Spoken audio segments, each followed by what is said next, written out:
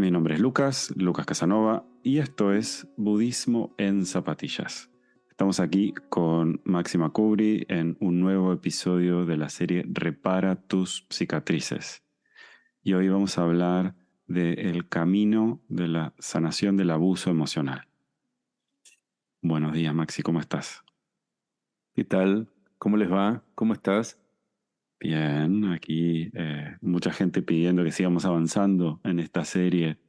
Cuando se habla de sanación del abuso emocional, ¿cómo podríamos enfocarlo? ¿Cómo te gustaría empezar?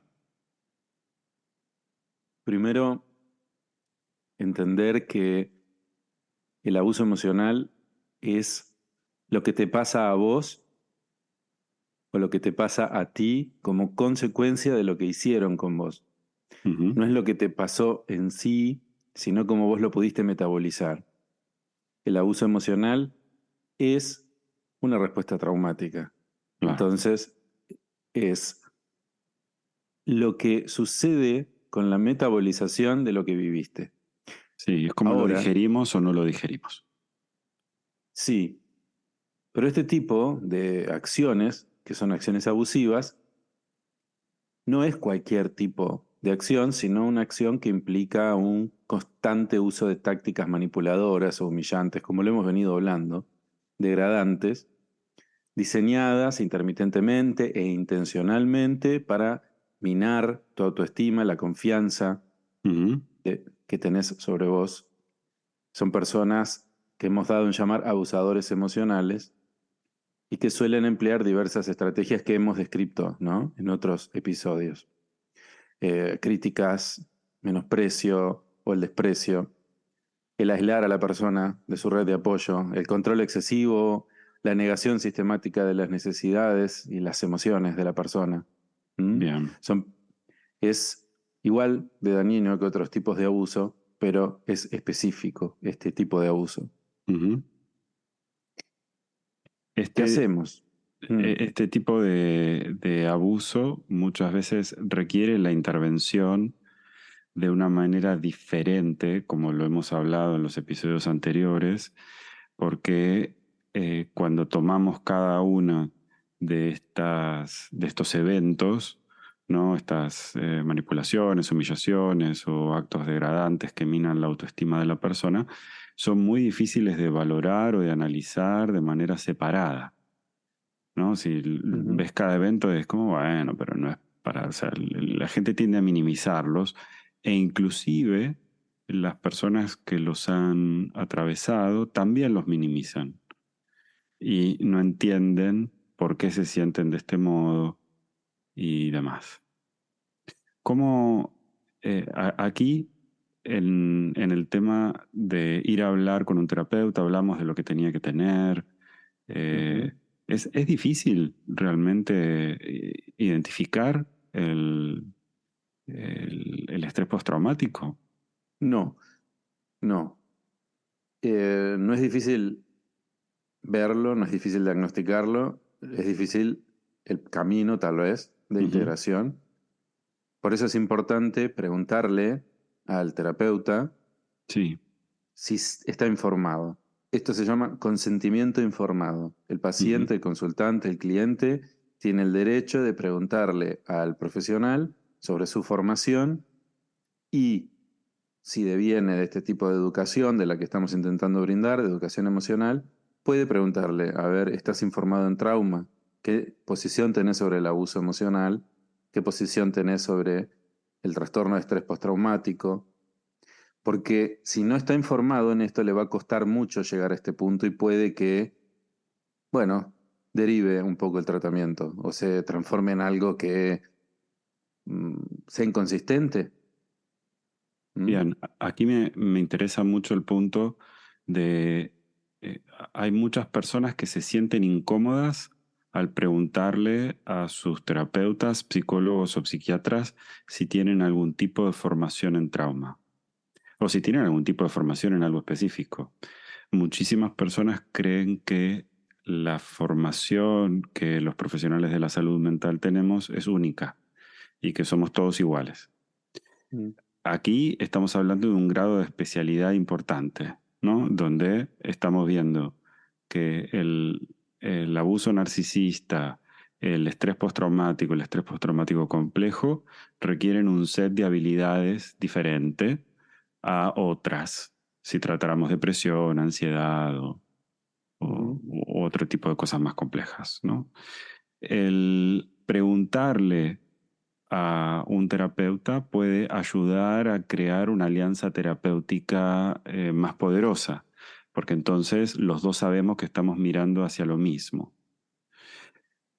Si bien es cierto que la mirada, el enfoque psicoanalítico tiene una mirada sobre el trauma que ha ido evolucionando a través del tiempo, es lo que siempre definimos como de arriba hacia abajo, ¿no? Desde lo cognitivo, lo conductual y dejando de lado lo somático, el cuerpo. Y muchas veces es imposible adentrarse a través de los efectos del estrés postraumático a través de lo racional, porque es como querer resolver un miedo a través de la razón. ¿No? Los miedos a través de la razón son muy difíciles de negociar. ¿Cuáles serían las cosas que se observan en el estrés postraumático complejo para ir mirándolas y decir, bueno, a ver, porque vos decías que no es difícil diagnosticar? No, la disociación, que Ujú, es lo que le pasa a la persona cuando desconecta de su experiencia presente, como ujú. si estuviera fuera de sí misma, son sensaciones de estar desconectado del entorno, sentirse separado del cuerpo o experimentar lapsos de amnesia en relación con el trauma. Sí, esto, la disociación en la práctica es estoy acá y no estoy acá. Ujú, Me estás hablando y no te puedo prestar atención. Alguien ujú. dijo una palabra que me desconectó, me puso una alerta y de ahí en adelante no sabe, no contesta. La Sí, disociación es una herramienta de la mente para desconectarse de cosas que son muy intensas y hay disociación que puede ser funcional en el sentido de que nos ayuda a movernos hacia adelante. Es como pasar al costado de un accidente de tránsito o ver a una persona en situación de calle. Si nosotros somos personas extremadamente empáticas sensibles.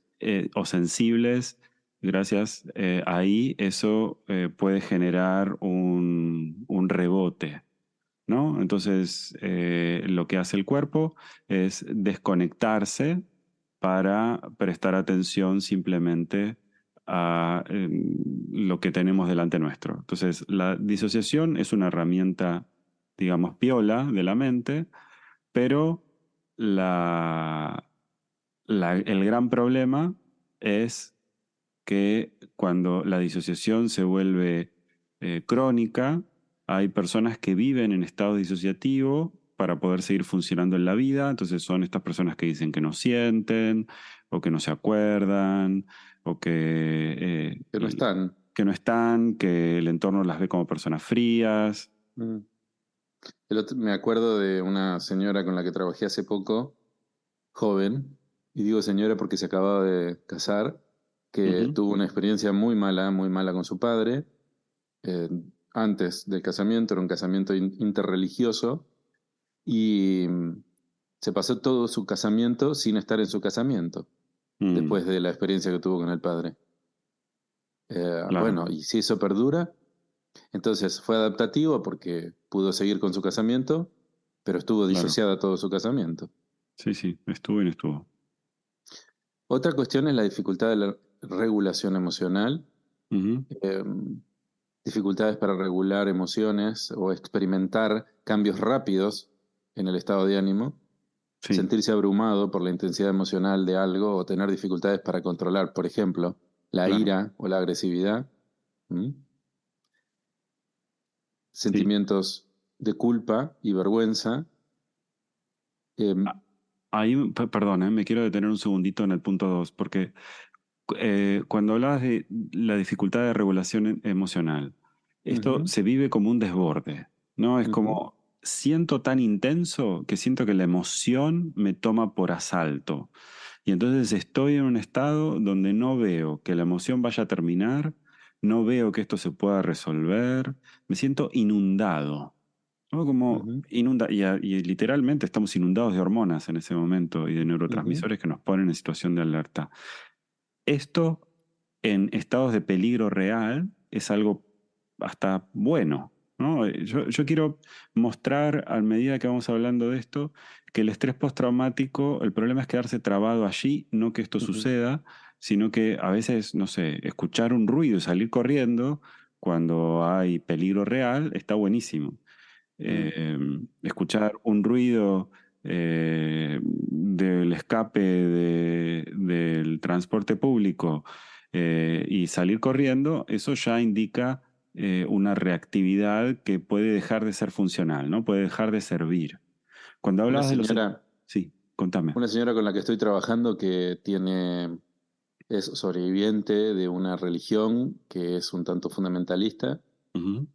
Cuenta que cuando sale a comer o a tomar un café, al principio no podía porque temía encontrarse personas de esa religión Sí. y que salía de la casa con taquicardias y bueno, y mirando para todos lados.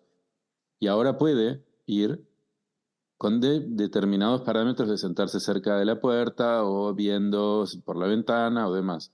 Pero está Ujú. aprendiendo a regular la disparada química y de representaciones que le generaba volver a exponerse por el Claro, peligro que supondría, ¿no?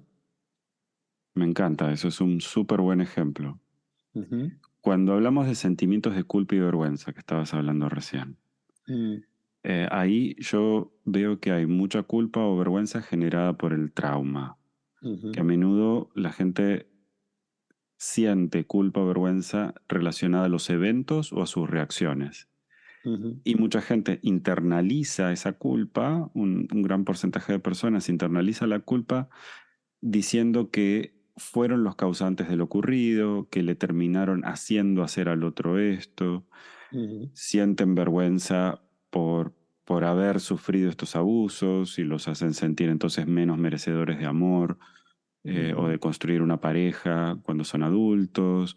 Hay también personas que sienten una reacción de rechazo por sí mismas por la reacción que han tenido frente al hecho.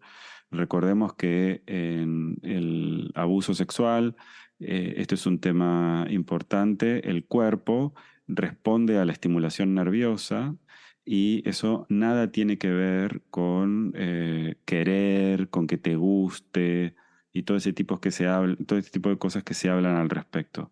A la mm. estimulación nerviosa, la mayoría de los cuerpos responden a la estimulación, nuestro cuerpo está preparado para eso, pero de ninguna manera eso significa que invalide el reclamo que hay sobre el no haber consentido a lo que ha sucedido y demás. También en los fenómenos ligados a las dependencias emocionales, cuando vos Ujú. trabajás con un hombre que, por ejemplo, que durante muchos años permaneció al lado de una pareja que lo que hizo fue maltratarlo, cuando vos escuchás a ese hombre, lo que escuchás es una persona llena de culpa y vergüenza porque entiende la vida como porcentajes y no ve de allí la importancia de definirlo como algo traumático y como Mm. algo abusivo, porque es una persona que no logró salir del circuito de abuso nunca. Entonces, esto pasa mucho con los hombres, ¿no? Sí, Los hombres sienten mucha vergüenza de afrontar la palabra abuso a pesar de que también son víctimas, porque bueno, como no me di cuenta, debería haberlo visto antes, no soy solo es, cómplice. claro, eso, pero no solo eso, Max. ¿Sabes qué? Mm, Yo lo veo, esto particularmente en los hombres latinos mm, y árabes con los que trabajo, no así con los europeos. Los árabes y los latinos sienten muchísima vergüenza relacionada con su propia hombría mm, y la masculinidad, la forma en la que tienen de ser hombres, no les calza el tema de que puedan haber sido abusados. Entonces dicen, bueno, esto fue porque yo fui débil, porque si fuese un hombre, entre mm, comillas, en el aire, hecho y derecho, mm, entonces esto no podría haberme sucedido nunca. mm. Y si lo O porque pensás, siento. claro, porque siento. Y si lo pensás, de repente te encontrás con personas que te están, que son los sensibles que la mayoría de la gente está buscando encontrar, que son personas muy amorosas, amables, preocupadas por los sentimientos del otro, que se encuentran invalidadas en casi lo más profundo de su propia mente, donde dicen, no, porque un hombre no haría esto. Mm, Y la verdad es que un hombre bien plantado eh, es un ser sensible, está atento a lo que sucede a su alrededor, se siente afectado y es compasivo y empático. eh, Así que mm. No tenemos que tiene ayudar, sexo, el abuso claro, no tiene edad, no tiene exactamente. etnia. Sí, hay particularidades, como decís Culturales. vos. Hay otra cuestión que se da mucho también, el sentimiento de culpa y vergüenza dentro de los parámetros del abuso, Ujú. que es las madres que no, bueno, priorizan su rol porque les da culpa haberles dado ese padre a los hijos, entonces prefieren quedarse ahí atajando las balas antes que, bueno, separarse, dejarlos a merced. Yo lo he visto mucho esto, ¿no? Bueno, ya Es está, el verdad, daño ya está hecho, ya la tragedia ya está, ahora me la tengo que bancar quedándome. claro. Bueno, no necesariamente, ¿no? No necesariamente. También la culpa y la vergüenza se manifiesta en familias que son abusivas, sobre todo cuando tiene que ver con la edad mayor, Ujú. cuando tiene que ver con alejarse, cortar el origen con el origen. Eh, Está muy marcado también culturalmente en los latinos, no sé en los árabes como vos No, conocés, pero igual, pero es mi padre, es mi mm, madre, ¿cómo voy a...? Y bueno, pero uno puede cuidar financieramente de padres vulnerables sin la implicación emocional que significa someterse al abuso de esas mm, personas, ¿no? Una cosa es tener una reacción humanitaria mm. frente a alguien, si te lo querés cuestionar o lo querés rever, pero no necesariamente significa que el abuso deba ser eh, permitido simplemente porque ocupa un lugar determinado en la escala familiar. Esto va de la mano de otra de las cuestiones en donde el estrés postraumático complejo se manifiesta, que son las dificultades para las relaciones interpersonales, sobre todo Claro. en el establecimiento y mantenimiento de límites saludables. Mm, Dificultades no solamente para esto, sino también para confiar, para mostrar la posibilidad de relajarse o de volver a dejar entrar a alguien, por lo cual puede haber comportamientos autodestructivos, si se quiere, ujú. o al menos disfuncionales, ¿no? Es esto de lo que se conoce como el apego desregulado o desordenado. ¿M? Sí, Personas que pueden, espérame que no voy, como digo yo, o vení que no estoy, ¿no? Bueno, eh, esto que vos siempre decís, lo de el que ve, no me acuerdo, la el que vaca y se ve, saca una sí, bazuca, sí, el que se quema con leche ve una vaca y saca una ametralladora, digo yo. una ametralladora. Bueno, esta es otra de las cuestiones. Eh, También la autopercepción alterada, Ujú. personas que no se ven, no ven lo que son en términos medios o lo más objetivos posibles. Eh, Personas que tienen una imagen negativa cuando en realidad no es objetivo esto o no está dentro de la media. Ujú. Personas que también tienden a, bueno, no creerse válidos, como lo hemos hablado tantas veces en este podcast. Y Y que esto se manifiesta con un sistema de hiperactividad, ¿no? Del sistema de alarma. Em, Personas que se asustan o tienen una activación excesiva del sistema simpático, la alarma se dispara por cualquier cuestión o por cuestiones que no deberían.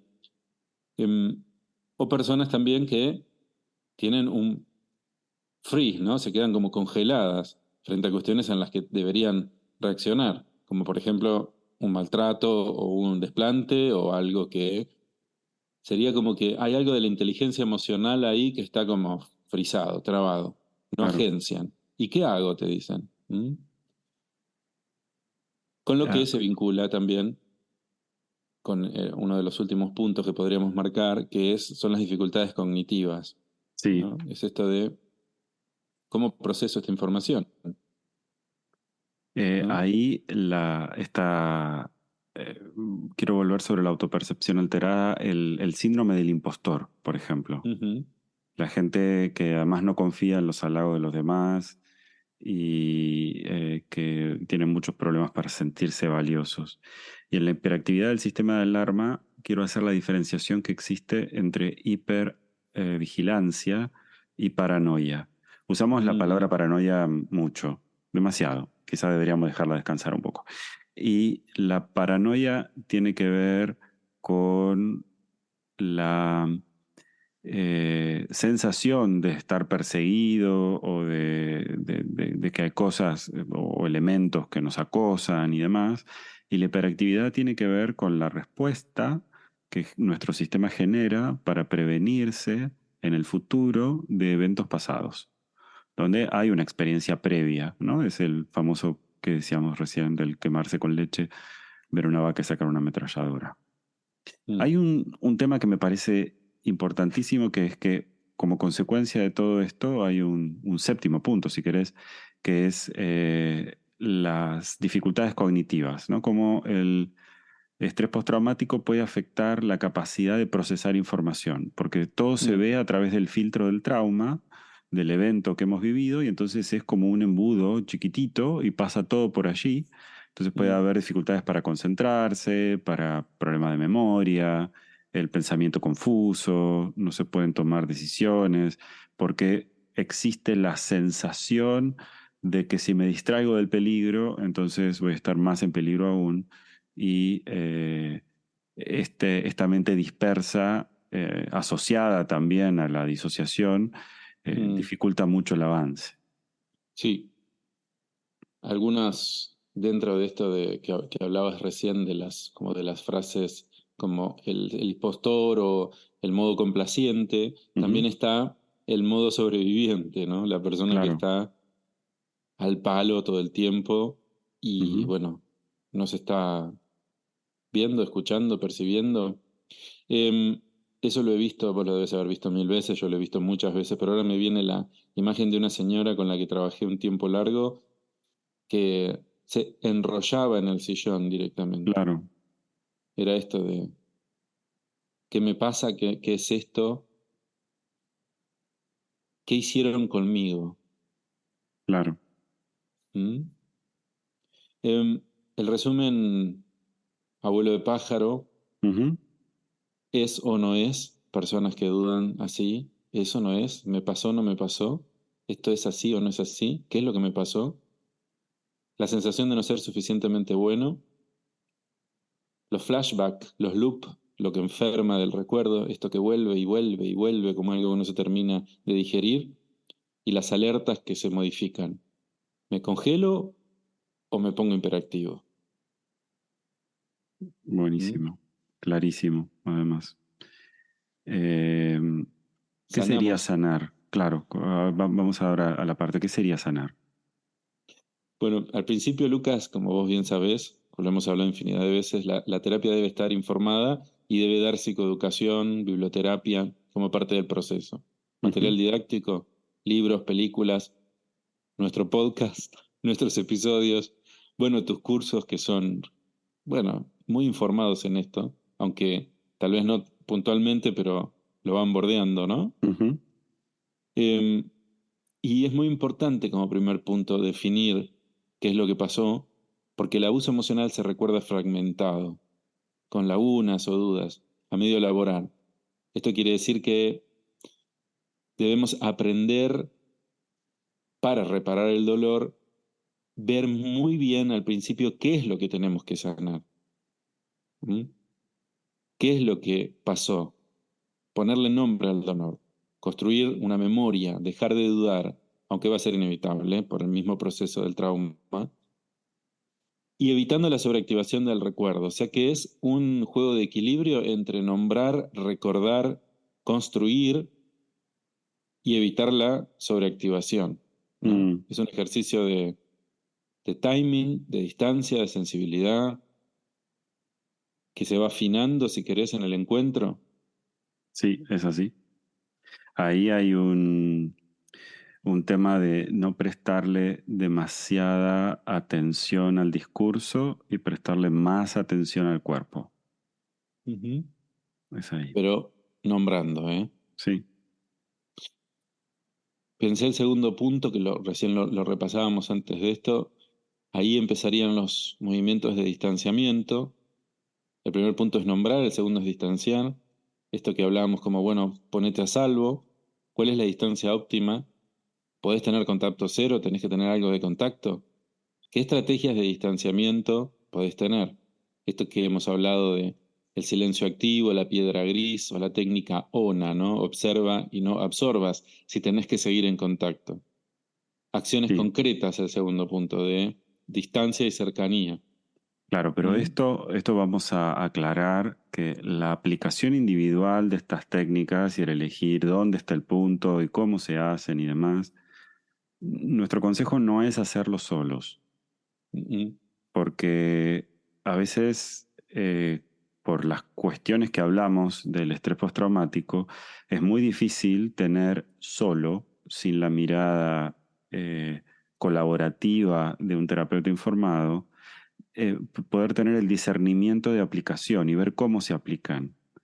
Porque en general estas técnicas se transmiten a través de la divulgación con muy poca empatía y con muy mm, poca compasión por la persona que está del otro lado. Y no tenemos que olvidarnos que el abuso emocional para existir tiene que suceder dentro de vínculos afectivos profundos. No mm, pasa separado de la nada y viene un señor y me dice que esto que estoy pensando no es verdad. No, me lo dice la persona en la que más confío, la que más quiero. Entonces, el trabajo de la distancia siempre está bueno para evaluar cuál es la distancia óptima para uno y demás, el poder hacerlo acompañado por una comunidad, por un terapeuta, etcétera, por alguien informado. No simplemente leer al respecto o ver material divulgativo. Aquí hay que tener, creo yo, una consulta para sí. poder seguir avanzando. Para regular la distancia es a partir de la seguridad que te da un vínculo terapéutico o un Exacto. grupo, si se quiere. También hay grupos que están muy buenos para esto. Y tiene que ver con, primeramente, haber nombrado, haber tenido una serie de un recorrido por la psicoeducación, por la biblioterapia. No es que, y lo hemos hablado desde hace bastante tiempo también, ir midiendo hasta dónde me empiezo a acercar a esa persona y dejo de ser yo. Hasta dónde me empiezo a acercar a esa persona y los síntomas aumentan. Hasta Claro. dónde puedo... ¿Mm? Me sirve mucho esto que decís, porque como el trauma muchas veces trabaja en la forma en la que construimos los vínculos, el terapeuta ayuda a generar un territorio de vínculo saludable, informado, donde se pueden ver estas dificultades. Ujú. El tercer punto es el de reforzar, es el de trabajar los puntos desde la autocompasión, como bien decías, y un concepto que a mí me gusta, que es el de self-parenting o la Sí, parentalización, ¿no? sí, el De ser tu propio padre, tu propia madre. desde ahí, darte lo que te hubiese gustado que te den o Sí. darte lo que necesitas, saliendo del fenómeno de despersonalización, pero desde la autocompasión, desde yo también soy un otro válido. Durante el proceso es muy importante las técnicas de integración somática. Este es el cuarto punto que Sí, hemos pensado. ¿Mm? ¿Qué vas a decir ahí? Acá te tengo que dejar hablar a vos, que sos el máster. a ver, digamos que aquí la integración somática es empezar a ver, por un lado yo pienso algo, pero por el otro lado mi cuerpo dice algo diferente. Entonces digo, te quiero, pero tengo un nudo en el estómago y te van a salir corriendo. ¿Cómo es esto? ¿Qué pasa cuando se activa la culpa? ¿Qué es lo que la activa? Es algún estímulo que ha dejado marca en mí? ¿Qué es lo que hace que de repente tenga la activación de huida o de miedo? ¿Qué es lo que puede hacer que me pueda sentir seguro en un determinado ambiente? Entonces, la construcción de un vínculo seguro en la alianza terapéutica ayuda a que uno pueda construir una forma sana de relacionarse con uno mismo. Ujú, Y eso es lo que empieza a cambiar. Nosotros no existimos como mentes separadas flotando en el aire, sino que somos cuerpos.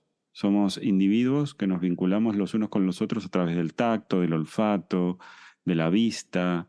Y si nosotros no podemos sentir eh, seguridad en un abrazo, en rendirnos en el contacto y demás, el terapeuta puede ayudar a través de estas técnicas de integración del cuerpo. ¿Cómo integramos palabra, pensamiento, emoción y acción? ¿Cómo integramos cómo vemos el mundo, la forma en la que hablamos, qué sentimos en el centro del pecho y cómo nos movemos? Estas cuatro cosas muchas veces le prestamos mucha atención a lo que pensamos y decimos sin darnos cuenta que lo que define nuestra experiencia, a decir verdad, es la acción y la emoción. Entonces, un terapeuta informado en trauma que trabaja con integración, trabaja con técnicas de respiración, con cuestiones de movimiento, con cómo me siento, con cómo me paro, que fíjate qué pasa cuando hablamos de este tema. Eh, mm, y si empezás a mirar esto cuando trabajas con alguien, vas a poder ver que cuando cambia el ritmo de la respiración pasan cosas, cuando de repente estas pausas eternas con que la gente no parpadea, ¿no? Se desconectó, ahí se perdió. mm, Y si empezás a prestar atención a todo esto, te vas a dar cuenta que en forma más chiquitita estas cosas que nosotros hemos comentado suceden.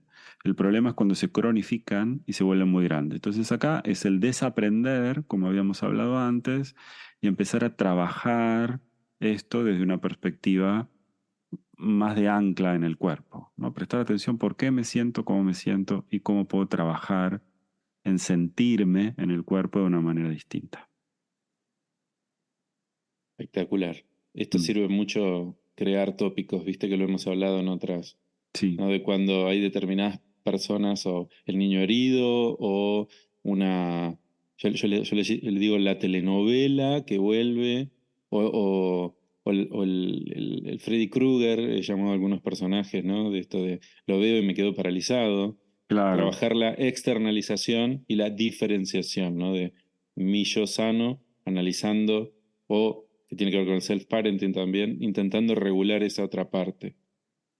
Em, Integrar también es poder dividir el yo, la conciencia, ¿no? De una parte exiliada, como dice Joart, de una parte activa, en control, regulada, y poder aumentar ese diálogo y pulirlo, y, ¿no? Lo que se conoce como conversación interior. claro. Esas voces internas representan muchas veces la fragmentación, ¿no? Donde podemos sentir internamente esas voces críticas o esas voces de desesperación o el niño herido. Es como si Mm, tuviéramos una serie de subpersonalidades que mm, conforman como una familia interna, ¿no? Y mm, esa familia interna puede dialogar entre sí y los personajes se pueden reubicar para no estar a merced de ser siempre el niño herido, para no estar a mm, merced de ser siempre el crítico, mm. cada vez que las emociones nos desbordan.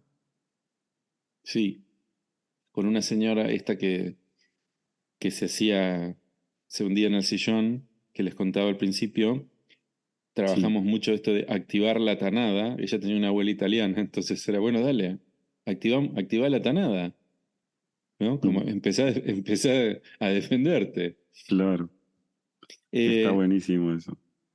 El el punto recurrir a esos de, personajes, me sí, encantó sí, activar la pero es tanada. que es gran parte de la integración, ¿no? Y el último punto, tal vez, no por eso el menos importante, todos los puntos son dialécticos, el orden de los factores no altera el producto, Mm, tiene que ver con la posibilidad de crear un sentido por fuera del dolor, una dirección hacia dónde dirigirnos, un propósito, algo que tenga que ver con la libertad, si se quiere, tal vez, recuperar la libertad perdida, la libertad que el trauma conflictúa o debilita. Volver a sentirse dueño de nuestro mundo interno sería, ¿no? Como parámetro de libertad. Pero considero importante en las terapias que trabajan con sobrevivientes del abuso la posibilidad de dar una dirección concreta, conversada, negociable. ¿Qué querés lograr cuando esto pase? ¿En qué te gustaría convertirte? ¿Qué debería suceder? ¿Cuál es el sentido de por qué hacerlo? ¿Cuál es el propósito? Inclusive propósito colectivo, si se quiere. Claro, Estar ligado a otros, ¿no? es verdad, eso. Y sí, de hecho, una de las cuestiones que cuando no, todos, en general, todos los que trabajamos en este tipo de cuestión hemos pasado con mayor o menor monto por estas experiencias, ¿no? Entonces, en mi caso, poder expresar esto ha sido algo que ha reafianzado mi propio trayecto y me ha dado un montón de nuevas posibilidades, en el Claro. tuyo también, y considero que el hecho de aprender cómo salir puede ser muy bueno para comunicarlo a otros, ¿no? Esto se Mm, ve mucho en los grupos. Cuando trabajas en grupo, bueno, o en las comunidades estas que vos ahora estás construyendo con tus cursos y tus seminarios. Seminarios no, ¿cómo se llaman? eh, Em, comunidad, es comunidad o Comunidad, cursos. Sí, sí. cursos. Este, es increíble. Los grupos que yo he participado como coordinador o como miembro, la sensación de común unidad que se arma es buenísima. Y me parece que hay Eh, que... eso es muy, no, eso me parece súper importante esto que decís porque ayuda a reconocer nuestra humanidad, vernos en el otro, es transformador. mm.